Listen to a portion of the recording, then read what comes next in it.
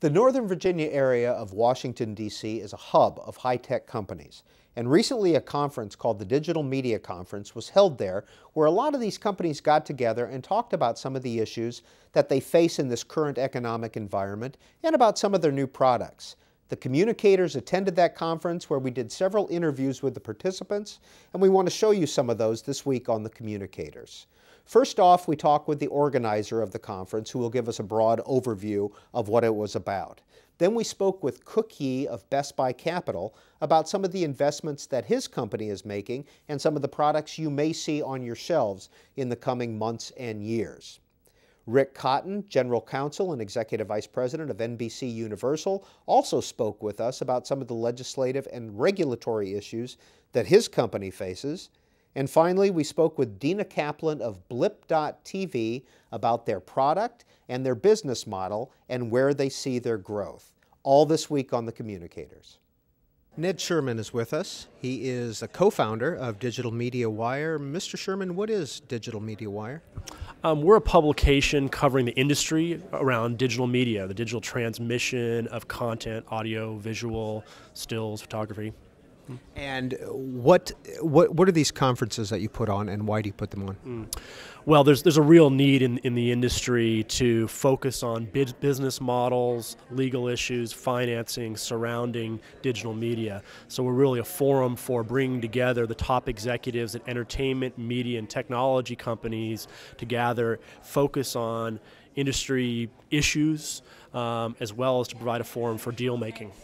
And what kind of trends are you seeing in digital media? I think the most exciting thing we've seen is in social media. I mean, social media has really taken off in the last 3 years, and this year has been fascinating. We've seen Facebook overtake MySpace as now the top trafficked social network. We've also seen the emergence of Twitter, which hardly existed a year ago, and is now the third most trafficked social media destination.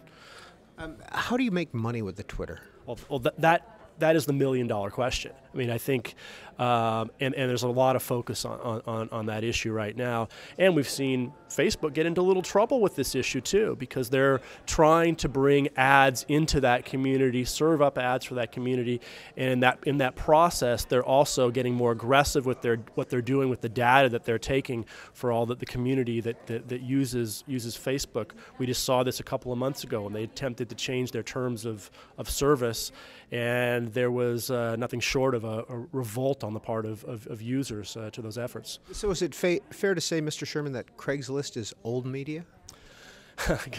Good question. I mean, I think Craigslist, the phenomena, has been one of the most significant developments that we've seen, over the last 5 years. I mean, Craigslist, it's now what, $100 million business, but it's basically destroyed a $2 billion classified business that the newspapers use as the support and life cord of its business. So, I wouldn't understate what Craigslist has done by any means. Mm-hmm. Here at this conference, are we seeing established companies or startup companies? Are you seeing a trend in either direction? Yeah, it's a healthy mix. I mean, we're seeing established companies, big media. Put it that way, coming here and trying to understand how they can tap into what has been successful on the part of startup companies in this space. And there's no secret that a lot of the companies that have really been able to seize on the opportunities in digital media have been disruptive to big media and have been able to do it in a leaner, meaner fashion. So I think big media is trying to figure out where they can profit in digital media. When you bring together these business folks, we're here in Washington or outside of Washington, do you bring the FCC in or legislators to talk about trends in Congress also? Good question. On occasion we do. At this particular event, the focus really is more on business models. But if you were in the room during some of the last sessions, there's a lot of discussion about what's going on with the Obama administration, new appointees coming in. How is this going to? What are going to be the big issues coming up in digital media from a policy standpoint? a lot of lawsuits out there as well that can change and make or break a company. So yeah, these issues are central to business models. Ned Sherman, Digital Media Wire. Thank you. Thank you. Well, you've probably been to your local Best Buy store, but you might not have heard of Best Buy Capital. Cook Yee is here at the Digital Media Conference in Northern Virginia, and he's the Vice President of Best Buy Capital, which is what, Mr. Yee? It's basically a small team at Best Buy that makes investments on behalf of Best Buy, generally in companies that are sort of at the leading edge of technology. And so what kind of purchases are you making these days? What are you looking at? Well, anything that essentially touches the consumer and technology are areas where we have interest in. And as a result, we've made investments or had investment positions in companies like Netflix, Shutterfly, Virgin Mobile, etc. And we have a portfolio probably of about 15 companies currently that we're actively managing.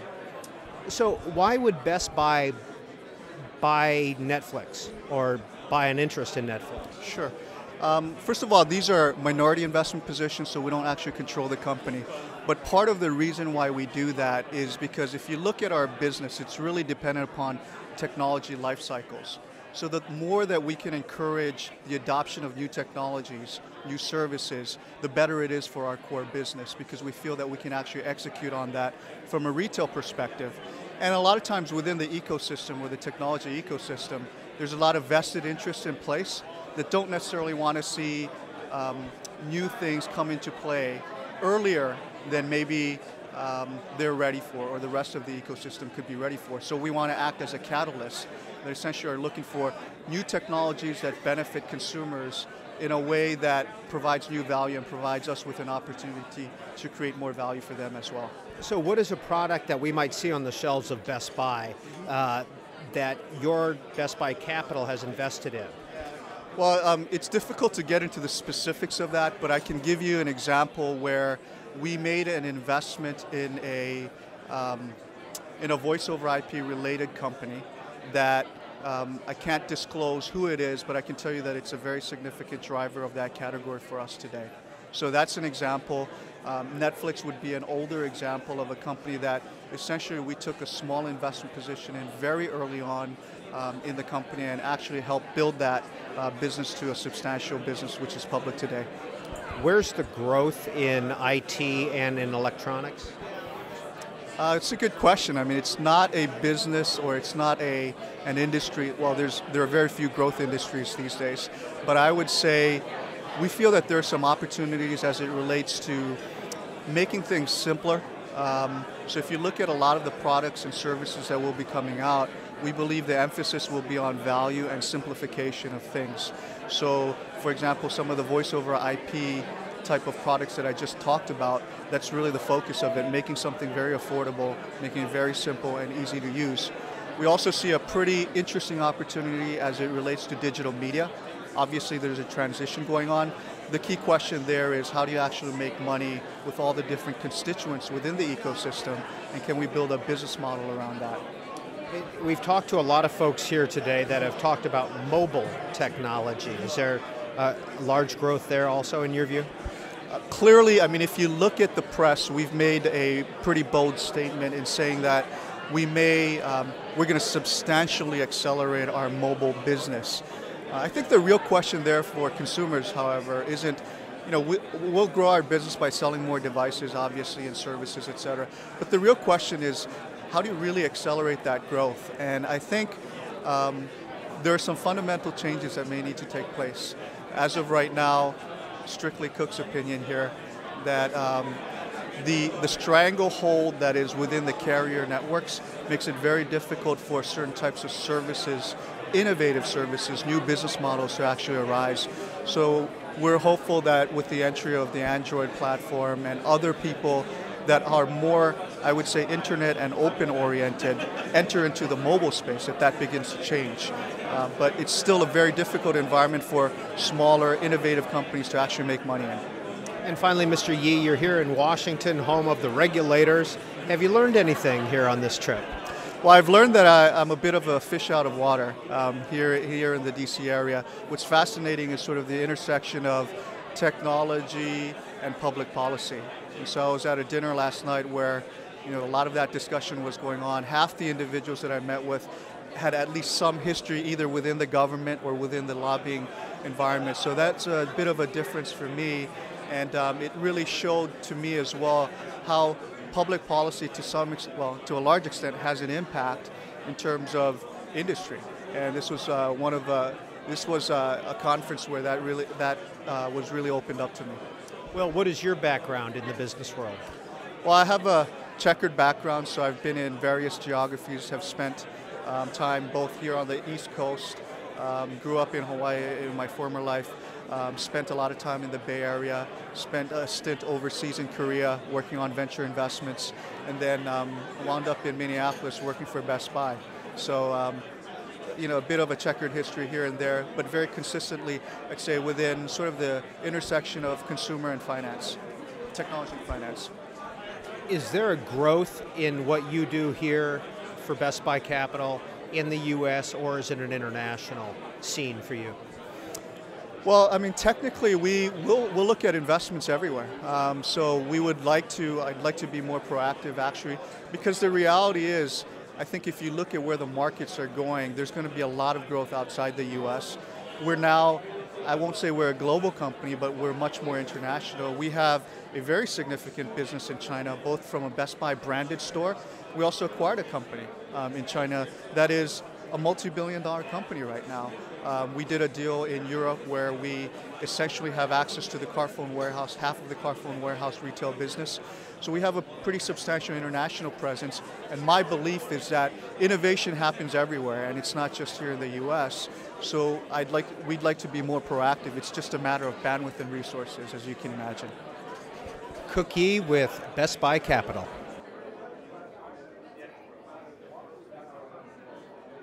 As Executive Vice President and General Counsel for NBC Universal, Rick Cotton oversees that company's legislative and regulatory agenda. Mr. Cotton, what's tops on your list right now? Well, I would say that looking at the emergence of the new digital distribution world, which is right in everybody's focus at the moment, and thinking through the policy implications of that. And in particular, we're committed as a major content company to utilizing the digital distribution capabilities, making content more and more available on the web through IP-enabled distribution, but also being sure that our content is not being stolen also on the web, and that is the big challenge. And is that part of why Hulu came about?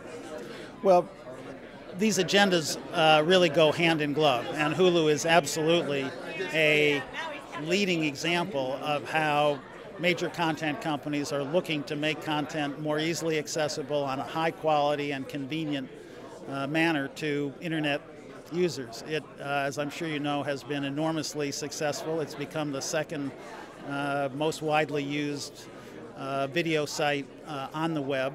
It is certainly the most used in terms of professionally produced entertainment video, so it has generated a huge following. But how does that prevent piracy, or how does it further your business model? Well, it furthers the business model because consumers want to be able to access content when, as, and when they want to, and it's responding to those consumer demands. But if we're to enable these new content access points for consumers, we can't compete with free. We can't have our content being stolen on a widespread and epidemic basis on the web. So what we have done is to become very active in working with business partners and with the government in terms of trying to ensure that we move to a world where technology sends the internet users cues that certain access points, such as illegal file sharing, pirate sites, are inappropriate, but at the same time, hand in glove with that, we are working very hard to provide them with easily accessible, legitimate sites like Hulu. And when you talk with the FCC and with members of Congress about that issue, Do you feel that they have the tools necessary to keep up with the technology? Well, I think you have to take a step back. Over the last 20 years, both in terms of physical counterfeit products as well as digital piracy on the internet, we have seen simply an epidemic. And the U.S. economy is driven by innovation, our ingenuity, our technical invention, and our creativity. If we are to realize the economic benefits from that, which is what is our global competitive advantage, we have to protect our intellectual property, which is what drives all of those aspects of our competitiveness. The Congress has been very responsive, and both the prior administration and the incoming administration, I believe, recognize that it is very important for us as an economy, particularly given the current ditch we're in, to really pay attention to what preserves our global competitiveness. So I think we've seen action by the Congress last fall in passing very significant intellectual property enforcement legislation, and I think the challenge will be to implement that, both in terms of looking at reducing counterfeiting on the physical product side as well as piracy on the internet. And is the piracy global? Is it mostly in the U.S. or is it global? It's global. It's in the U.S., but it's also enormously overseas. And that is part of our competitive dilemma, which is we need to take strong action here so that we are a model and we are an example of how to reduce both the counterfeiting and the illegal file sharing. But what we've seen in very recent months, we've seen France and we've seen Great Britain take very strong public policy positions in terms of the need to reduce internet digital piracy. So when it comes to a trade agreement, piracy concerns are top for you. Do other governments have the same tools worldwide that the U.S. may have? Well, I think what we're seeing is all of the governments globally who see their economies as heavily dependent on, as I've said, technical invention, on innovation, on creativity, are working very hard to understand both what technology tools and what policy tools are available to them. And that becomes part of trade agreement discussions, it becomes part of law enforcement exchanges, but I think we're seeing governments both in the U.S. and globally recognize that the scale of this problem has now gotten so great across 24 sectors of our global economy that strong action is necessary. You gave a keynote here at the Digital Media Conference, and one of the issues you talked about was the cable companies' TV everywhere. What was your point about that? Well, what you're seeing in every aspect of the media environment are companies recognize that consumers want access to content through multiple ways, many of them on the internet, so they're not locked into old distribution systems. The announcement that is, or really a discussion that has been ongoing in terms of cable programming is how do cable subscribers gain access to their cable programming in multiple different ways. And the most recent announcement is an indication that the cable networks and the cable distributors are starting to think that through and are clearly committed to developing ways that their subscribers can access content multiple ways, including on the internet. And do you support that? Well, I think it's difficult not to be in favor of consumers having additional choices. So that I would say conceptually, now each company is going to make this decision in terms of how it's implemented on its own, and it is up to individual companies to decide how to participate. But the goal of taking subscription cable programming and making it more widely available to cable subscribers so that that access is enhanced is clearly a desirable thing. Rick Cotton is Executive Vice President and General Counsel for NBC Universal.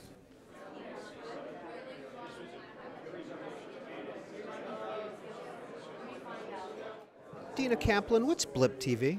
Blip.tv is a platform for web shows. So what we do is host, distribute, and monetize about 46,000 original web shows. And it's everyone from a guy doing a great woodworking show in his garage in Minneapolis to Michael Eisner, who, with a team of folks out in LA with a company called Tornante, are producing 6 to 8 really high-quality, original scripted sitcoms and dramas every year.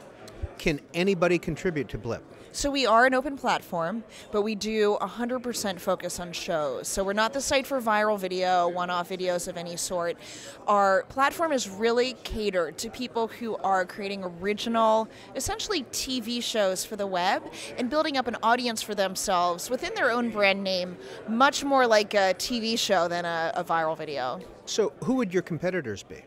So in terms of people who are platforms that are focusing on shows, I guess maybe you could put Hulu in that category. The difference between us and Hulu is that Hulu is focused on professional content. Obviously, that's being produced by NBC, by Disney, or by News Corp. And we're focused on people who are creating original shows for the web. So what we do is think about a pyramid of content, essentially, with Hulu at the top, professional content, YouTube, and maybe Flickr for video at the bottom. And we own the middle. So it's prosumer content, semi-professional. The other way to think about us is a way to distribute content throughout the web, and there are a few other platforms that let you distribute content, but I guess we would say that we do a better job. So would NBC be able to put 10 minutes of a program on your platform, or would a private citizen be able to contribute a music video? So if NBC wanted to put a produced show like The Apprentice on Blip, is that the question? Would we accept it? It's actually an interesting question. I would say this, as long as they have the rights to the show, so it's an official NBC person who officially has the rights to that content, then our platform would accept it. It might raise a couple alarms at the company. We might call them to make sure that they had the rights and that this really was NBC and not someone pretending to be NBC, but the platform would accept it.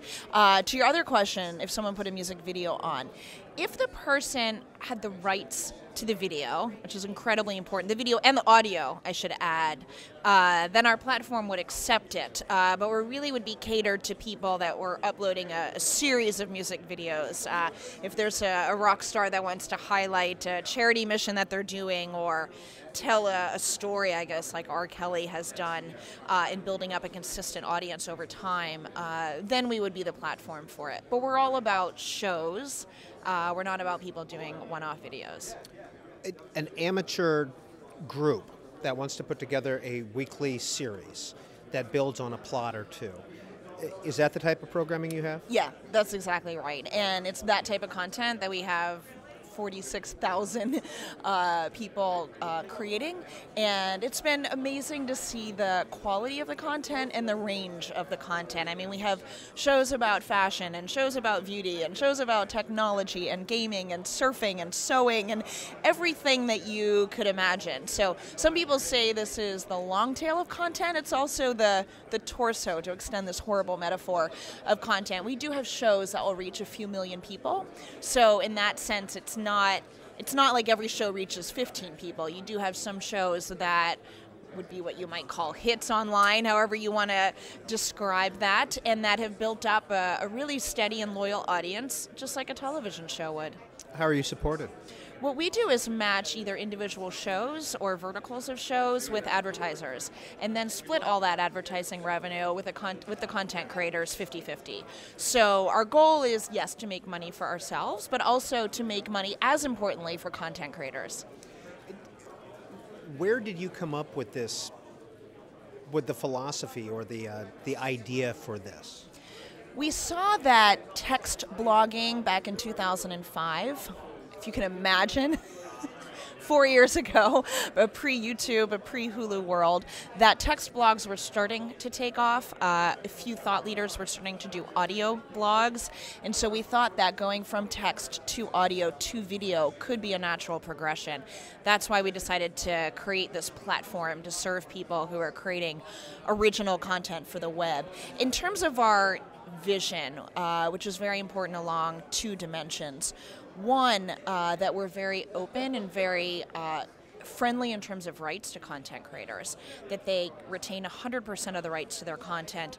They control where the content's distributed to, so they choose, I want to syndicate to iTunes, syndicate to Yahoo Video, syndicate to AOL Video, syndicate to TiVo, Sony Bravia television sets, all the different places that we can let you syndicate content to. We still let the content creator be in control of that decision.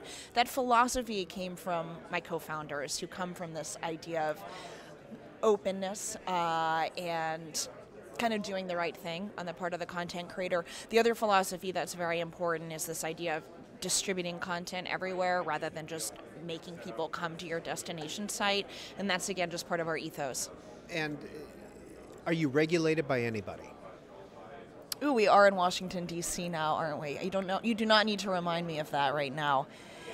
It's certainly an interesting position to be in. If someone uploads, we do have series of content from, say, war-torn regions of the world, whether it's Iraq, Iran, say war-torn, but Iraq or other sort of troubled areas around the world. And if you have content that could be perceived as disturbing to some people, it is in the end up to us as entrepreneurs to make that decision about whether this is something we want on our platform or not.